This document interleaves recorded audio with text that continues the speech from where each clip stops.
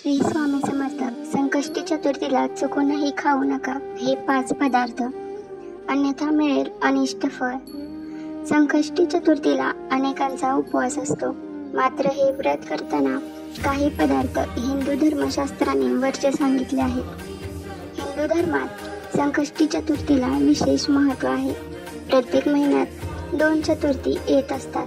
कृष्ण पक्षात येणाऱ्या चतुर्थीला संकष्टी चतुर्थी आणि शुक्ल पक्षात येणाऱ्या चतुर्थीला विनायक चतुर्थी असे म्हणतात. चतुर्थी ही भगवान श्री गणेशाला समर्पित आहे. या दिवशी विघ्नहर्ता श्री गणेशाची पूजा केली जाते. हिंदू धर्मशास्त्रानुसार जी व्यक्ती संकष्टी चतुर्थीला मनोभावे पूजा करते, श्री गणेशाची आराधना करते, अशा भक्तांना अपेक्षित फळ मिळते.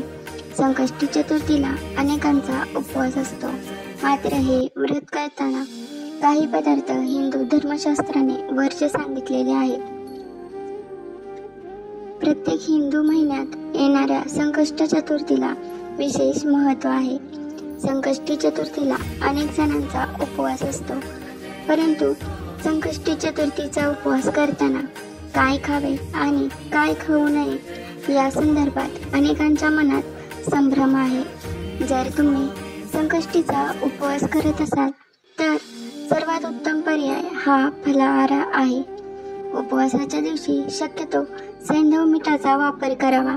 जर ते शक्य नसेल तर समुद्री मीठाचा म्हणजेच रोज आपण वापरतो ते पांढरे मीठ याचा वापर केला तरी चालेल.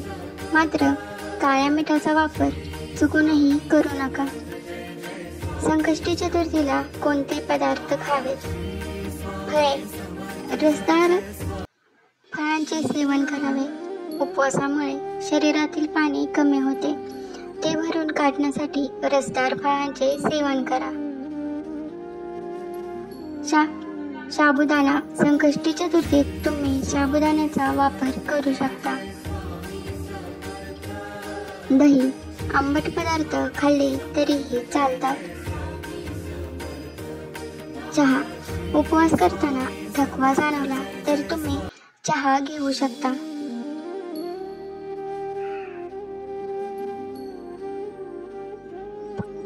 कोणते पदार्थ खाऊ नयेत?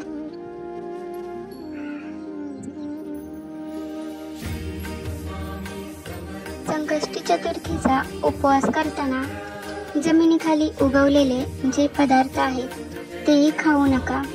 गाजर, बीट, मुळा, कांदा हे खाण्यास हिंदू धर्मशास्त्राने मनाई केलेली आहे. फणस खाऊ नये. फणसापासून बनवलेले कोणतेही पदार्थ करू नका आणि ते खाऊही नका. श्री गणेशाचे व्रत करताना, पूजा करताना कुठेही तुळशीचा वापर चुकूनही करू नका, कारण तुळशीचे आणि श्री गणेशाचे सख्य नाही, त्यांच्यात वैर आहे. त्यामुळे चुकूनही तुळशीचा वापर होणार नाही याची काळजी घ्या. शिवपरिवारात तुळशीचा वापर वर्ज्य आहे. या दिवशी तुमच्या कुटुंबातील सदस्य मांसाहार करू शकणार नाहीत. या दिवशी उष्टे अन्न अजिबात खाऊ नये. मद्यपान करू नये. संकष्टी चतुर्थीचा उपवास करणाऱ्या व्यक्तीला भगवान श्री गणेश सर्व संकटातून बाहेर काढतात. संतती, विवाह, विद्यार्जन, करिअरमध्ये दोष असतील तर भगवान श्री गणेशाच्या कृपेने सर्व दोष दूर होतात.